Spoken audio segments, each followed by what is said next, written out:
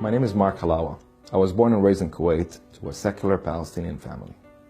All along, I knew that my grandmother was Jewish, but I never knew that that makes me a Jew.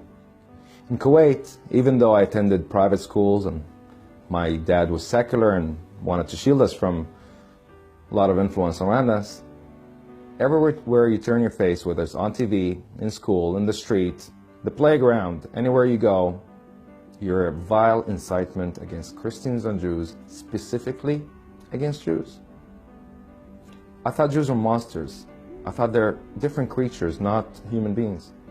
I learned the Jews were planted in the heart of the Arab world to prevent Arab unity or the progress of the Arab world. In 1998, after moving to Canada, I started my university education in the University of Western Ontario in a small town called London, Ontario, Canada. In Canada, I fell in love with the multiculturalism of Canada, how people can be from various backgrounds and religions and cultures and colors and live together in harmony without war and without incitement to kill the different other. During my last year of school, I bumped into this guy at the university who looked Jewish. He was wearing a Jewish skull cap on his head, a kippah. So I walked up to him and I wanted to share with him an idea of mine that I had about sharing Canadian values with the Middle East. After all, I believe that people in the Middle East were just simply bombarded with misinformation and they did not know the truth. I walked to this gentleman and I asked him, "Hello sir, how are you? Are you Jewish?" He looks at me with a smile and he goes, "No, I just like to dress this way." Now, I didn't know if this guy's supposed to be funny or joking or not. I learned a lot of things about Jewish people, but not that they were funny. So I believed him. I wanted to walk away. And he asked me, "Who am I?" Or who's asking? So I introduced myself, told him who I am, where I came from, and everything else, and about my idea. And I told him, after all, I never hated Jews 100% because my grandmother used to be Jewish. He heard that grandmother was Jewish, and he asked me, "Which side of the family was your grandmother from?" I said, "From my mother's side." In no time, he offers me a seat to sit down. I'm thinking to myself, Jewish people are funny, hospitable suddenly, and he offered me even a piece of his apple. And generous? That was a little too much. I sat down, and we had a chat, and I opened my heart, and I continued talking about this idea of mine, introducing Jewish people, the Arab people. His name is Dr. Yitzhak Block. He's a retired university professor who has a PhD of philosophy from Harvard. I didn't know all of that stuff at the time. He asked me a few questions and back and forth. Later on, after the short interview, Dr. Block says, "So Mark, you tell me by Jewish law you're a Jew." Dr. Block explained that by Jewish law, the religious identity is transferred from the mother to her children. So through my grandmother, my mom and her siblings are Jewish, and through my mom, myself and my siblings are Jewish. I looked at Dr. Block and I told him, "But my grandmother left Judaism and converted to Islam," which I did not know if she actually formally converted or not.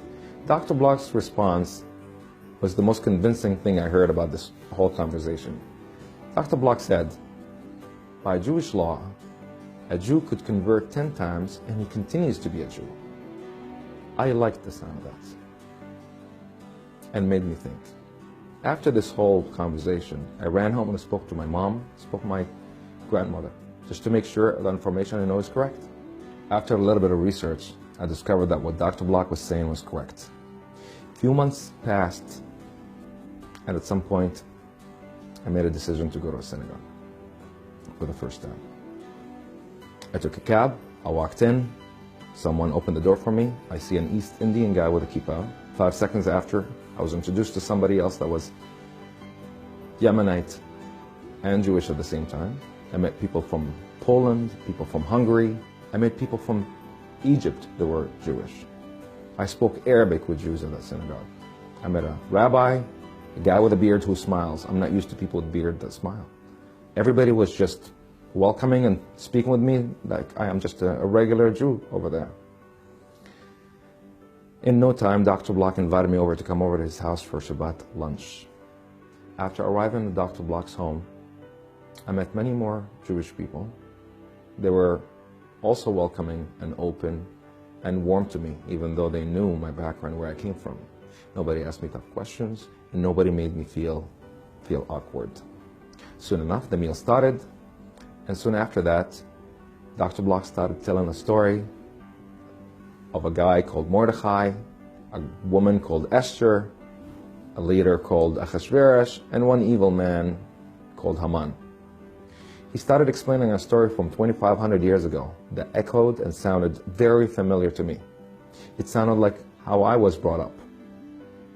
But that story didn't end that day, and I didn't know what happened to the Jewish people. I was stressed and I was listening to every word. But I had to excuse myself because I did not want to overstay my welcome. Dr. Block insisted to walk me to the door, say goodbye. I told him, Dr. Block, I feel like I've been here before. People are so nice and hospitable and this and that. I feel like I know them. I feel. I started putting my feelings out there. Dr. Block had the same reassuring smile he gave me the first time I spoke with him at the university. After I finished, Dr. Block tells me, you know, Mark, I'm not surprised at what you tell me right now. After all, every Jew is born with a little Torah and a little menorah inside his heart. All what it takes, and he puts his shoulder on mine, for another Jew to bump into him and light up his menorah. I looked at this guy, I'm like, wow, where did you learn this stuff, Dr. Block? I gave him a big hug and a big kiss. I walked home and I was sad. I was in tears. I was sad because people were so nice to me, those same people that I wished destruction and death upon, day in and day out. And they never made me feel uncomfortable. And they welcomed me with open arms and open hearts, and they did not put me at the spot. And I was sad also because of that story of Purim. I never knew how it ended. And I thought Haman had his way and he destroyed the Jewish people.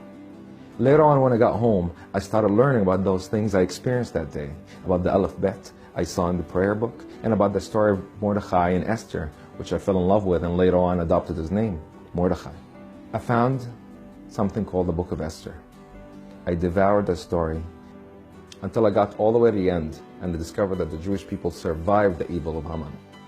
I was so happy because I was very familiar with this type of thinking. I grew up wishing destruction and death upon the Jewish people, day in and day out. And now, I felt like I was a part of the Jewish people trying to push back that evil. From that point on, I decided I want to be like Mordechai and Esther. I wanted to learn more about Judaism. I want to understand more about this culture that I belong to and have access to. And my journey started then. It took me years of education, years of knowledge, a lot of obstacles, like everybody else. But I stuck to it. And I wanted to learn about my faith and learn about my people, this beautiful culture that I belong to. God blessed me with the ability to learn, to travel to Israel, to learn at yeshiva, to acquire knowledge, and to meet wonderful rabbis throughout my journey. And at the end, I found a wonderful lady that I married and allowed me to continue my Jewish heritage by building my own Jewish home. And today, I invite you to explore your Jewish heritage and discover the richness Judaism has to offer. Thank you.